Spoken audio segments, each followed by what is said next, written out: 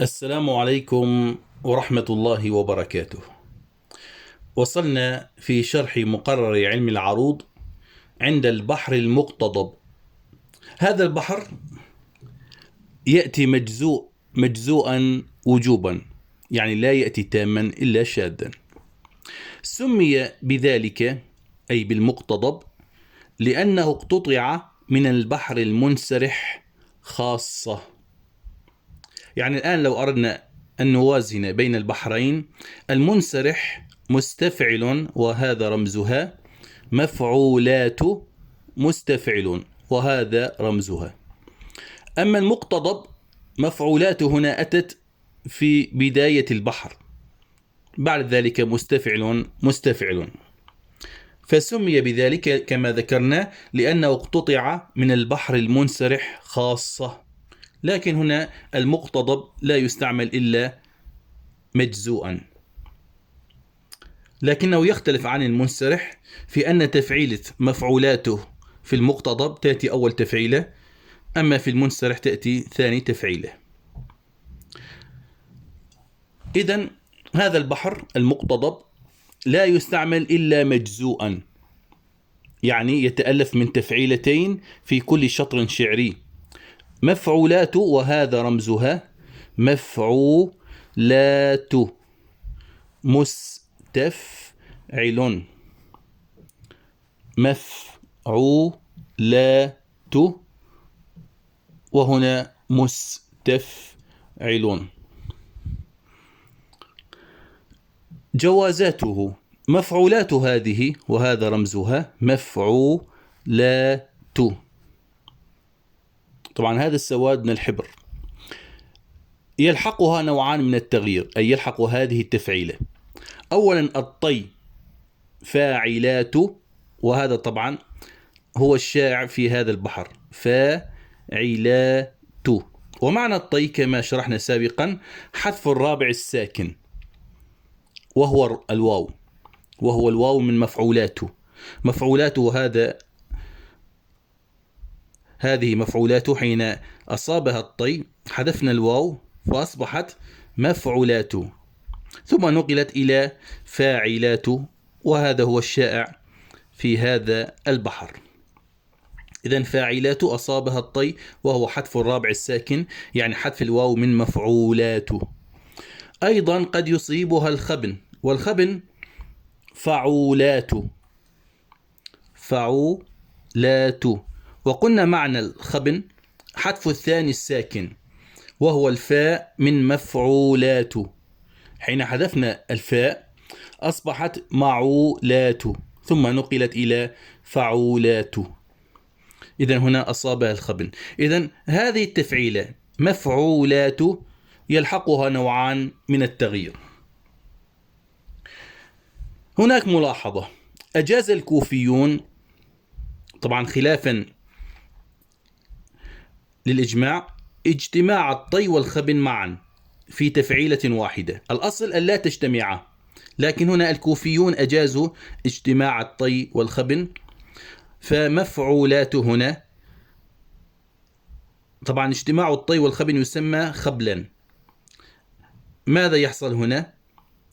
نحذف الرابع والثاني، يعني نحذف الفاء والواو فتصبح معولات،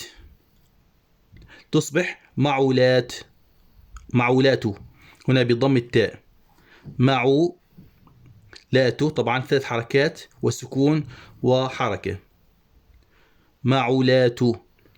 لكن هذا أجازه الكوفيون فقط، أما الإجماع هنا فيرفضون هذا الجواز.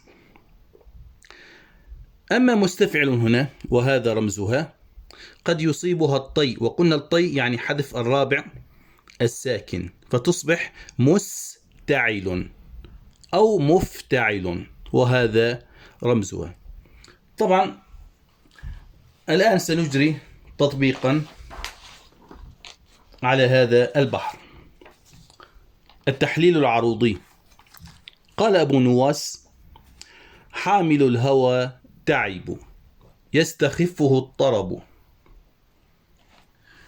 إذن في الكتابة العروضية كما شرحنا في الدرس الأول قلنا نكتب كما نلفظ. حاء الألف هنا ساكنة، ميل حامل ها. إذن هنا في الكتابة العروضية إذن تنتهي التفعيلة عند حرف الهاء المتحركة، وأضع خطا تكون حاجزا بين التفعيلتين. حامل الها. إذن هنا التفعيلة كما ذكرنا أتت فاعلات. إذن فاعلات هنا ماذا أصابها؟ أصابها الطي. ما معنى الطي؟ حذف الرابع الساكن وهو الواو من تفعيلة مفعولات. فالشائع هنا في هذا البحر هذه التفعيلة فاعلات. والألف ساكنة تا، تاعي بو. طبعا هنا كما نرى الواو متحركة والألف ساكنة والتاء متحركة والعين متحركة والباء متحركة والضمة عبارة عن واو ساكنة. تعبوا. وهنا التفعيلة مفتعل. ومفتعل هذه ماذا أصابها كما ذكرنا؟ أصابها الطي أيضا، لأن الأصل مستفعل، فلما حذف الرابع الساكن وجوبا طبعا هنا أصبحت مستعل أو مفتعل، أصابها الطي أيضا كالتفعيلة الأولى. يس. إذن السين ساكنة. تاخف. نحن أمام فاءين لأن الفاء مشددة، الأولى ساكنة والثانية متحركة. إذن يس تاخف. هنا تنتهي التفعيلة فاعلات. هنا الهاء نصلها بالطاء لأن اللام شمسية. هط طربوا. والضمة نشبعها واوا ساكنة، وباقي الأحرف طبعا متحركة. هط طربوا. هنا مفتعل أو مستعل. هنا أيضا أصاب التفعيلتين الطي. قلنا هذا يسمى صدر البيت، وهذا الشطر الثاني عجز البيت. التفعيلة الأولى هنا تسمى حشوا، والتفعيلة الثانية في الشطر الأول تسمى عروضا، والتفعيلة الثانية في الشطر الثاني تسمى ضربا. قال الزهاوي: قد ترقت العرب بعدما ارتقى الأدب. لأن العرب إذا ارتقوا بالأدب والعلم طبعا سيكونون في مقدمة الدول. قد هنا الدال ساكنة. قد ترق. القاف مشددة يعني عبارة عن قافين، الأولى ساكنة والثانية متحركة. قد ترق. وأضع خطا قبل التاء. وهنا فاعلات. وهذا طبعا المشهور أن هذه التفعيلة يصيبها الطي وهي الشائعة طبعا. تل. التاء نصلها باللام القمرية. تل. العين متحركة والراء متحركة، والضمة نشبعها واوا ساكنة. تل عرب مفتعل. هنا أيضا أصابها الطي وهو حذف الرابع الساكن، أي حذف هنا مستفعل فاعلات أصابها الطي نعم، أما مفتعل أيضا أصابها الطي وهو حذف الرابع الساكن من مستفعل، فصارت مستعل أو مفتعل. هنا أكتب كما ألفظ. بعد مر. باع العين ساكنة. دمر. إذن همزة وصل لا تكتب. بعد مر. التاء طبعا متحركة وهنا تنتهي التفعيلة. بعد مر ت. فاعلات. هنا القاف أصلها باللام. قل. ارتقل. أدب. والواو هنا طبعا كما نرى ساكنة. قل أدب. هنا مفتعل. إذن الطي كما نرى أصاب جميع تفعيلات البيت. قال الشاعر: لا أدعوك من بعد بل أدعوك من كثب. لا هنا الألف ساكنة، الدال ساكنة، عو، وهنا الواو ساكنة، والكاف متحركة، وهنا تنتهي التفعيلة. لا أدعوك، هنا مفعولات، وهذا طبعا قليل جدا أن تأتي مفعولات كما هي. إذن هي صحيحة، يعني لم يطر عليها أي تغيير، لكنها نادرة، يعني يقل نادر أن تجد بيتا من الشعر فيه هذه التفعيلة، وإنما الأكثر أن تأتي فاعلات. من النون ساكنة، بعد، وهنا الدال بما أن التنوين أتى بعدها عبارة عن نون ساكنة، وباقي الأحرف طبعا هنا متحركة.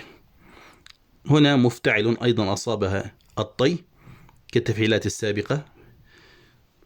بل اللام ساكنة، الدال ساكنة، عو الواو ساكنة، والكاف متحركة، وهنا تنتهي التفعيلة. بل أدعوك، مفعولات.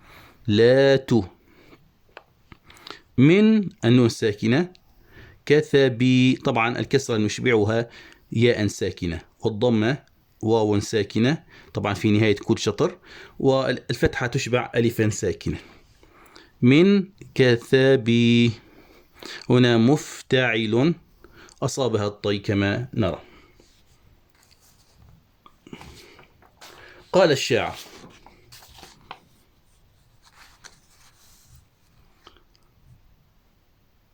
صرمتك جارية تركتك في تعبي. هنا صرمت نقف عند التاء، والكاف كما نرى هنا متحركة، طبعا الصاد متحركة، الراء متحركة، الميم متحركة، والتاء ساكنة، والكاف متحركة. هذا يسمى الخبل، يعني هذه التفعيلة هي كما نرى هنا معيلات، معولات، طبعا الميم هنا متحركة، معولات.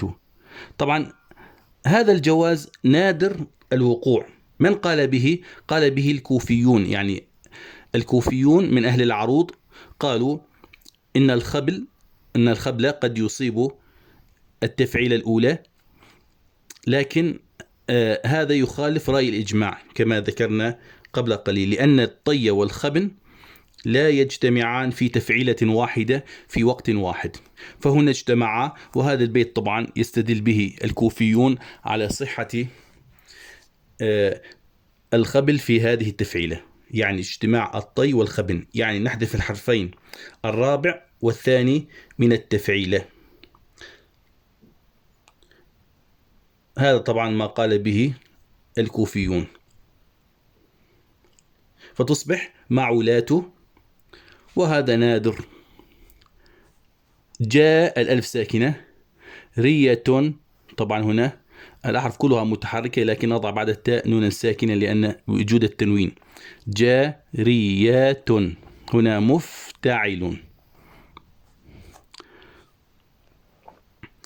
هنا أيضا التاء متحركة، والراء متحركة، والكاف متحركة، وتاء التانيث ساكنة. هنا نقف عند السكون مع الكاف، هنا كالتفعيلة السابقة في بداية البيت، تركت ك.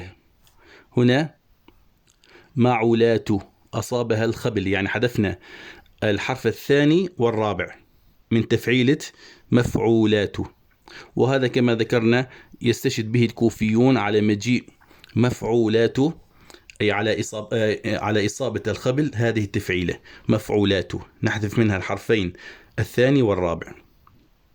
والخبل كما ذكرنا هو اجتماع الطي مع الخبن، وهذا طبعا الأكثر من أهل العروض يرفضون ذلك، لكن أهل الكوفة يقولون بجواز هذه التفعيلة، لكنها في الحقيقة هي تفعيلة نادرة كما سبق أن شرحنا، لأن الأكثر في هذه التفعيلة أن تأتي فاعلاته، يعني أن يصيبها الطي. إذن معولات هذه التفعيلة نادرة الوقوع. في الياء ساكنة، تعبي، طبعا كلها متحركة، لكن هنا نشبع الكسرة ياء كما شرحنا سابقا. في تعابي. إذن هنا مفتعل أصابها طبعا مفتعل هنا أصابها الطي، وقلنا الطي هو حذف الرابع الساكن من تفعيلة مستفعل، فتصبح مستعل أو مفتعل. قال الأخطل الصغير قد، الدال طبعا هنا ساكنة، وفى بموعده. وفى هنا ألف ساكنة ب، وهنا الباء متحركة، وأضع خطا طبعا قبل حرف الميم. قد وفى ب، هنا فاعلته.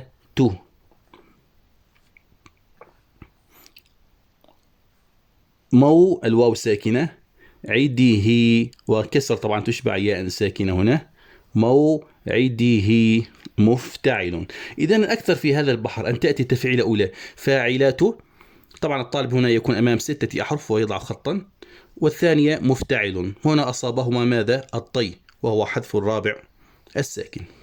حين الياء ساكنة والنون متحركة، خاء الألف هنا ساكنة والنون هنا متحركة. نحن هنا أمام كم حرف؟ أمام 6 أحرف، وأضع خطا قبل التاء. حين خان. إذن هذه التفعيلة فاعلاته، وهي الأكثر استخداما في هذا البحر. التاء متحركة أتت بعد ال، تل، أكتب كما ألفظ، تل بشر، والواو ساكنة، وما تبقى الأحرف طبعا متحركة، تل بشر. إذا حين أستمر في الكلام أضع خطا مائلا، وحين أقف أضع دائرة صغيرة. هنا مفتعل.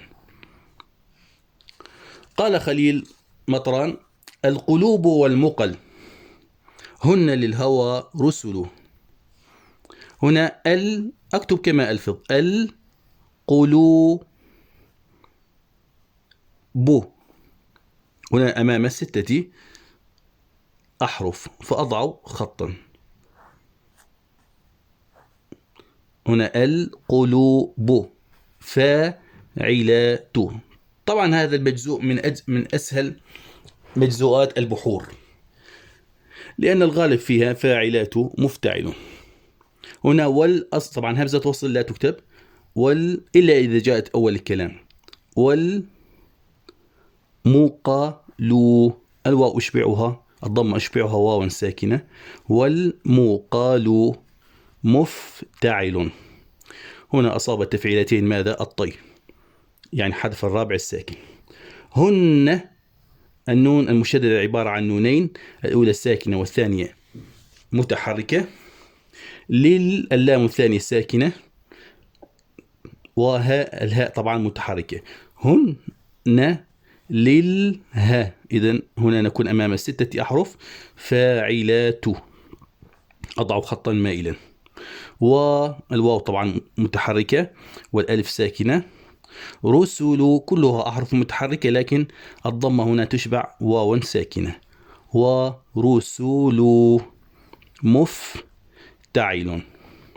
هنا أيضا أصابها الطي. إذن الطي هنا أصاب تفعيلات المجزوء. إذن البحر المقتضب كما سبق أن شرحنا يأتي مجزوءا وجوبا، وسمي بذلك لأنه اقتطع من البحر المنسرح خاصة. وسنستمر إن شاء الله تعالى في شرح مقرر علم العروض خلال هذين الأسبوعين حتى ننتهي منه بشكل كامل ومفصل بإذن الله تعالى. ولا تنسوا أن تنشروا هذه الدروس بين الطلاب العلم ليعم النفع الجميع إن شاء الله تعالى. والسلام عليكم ورحمة الله وبركاته.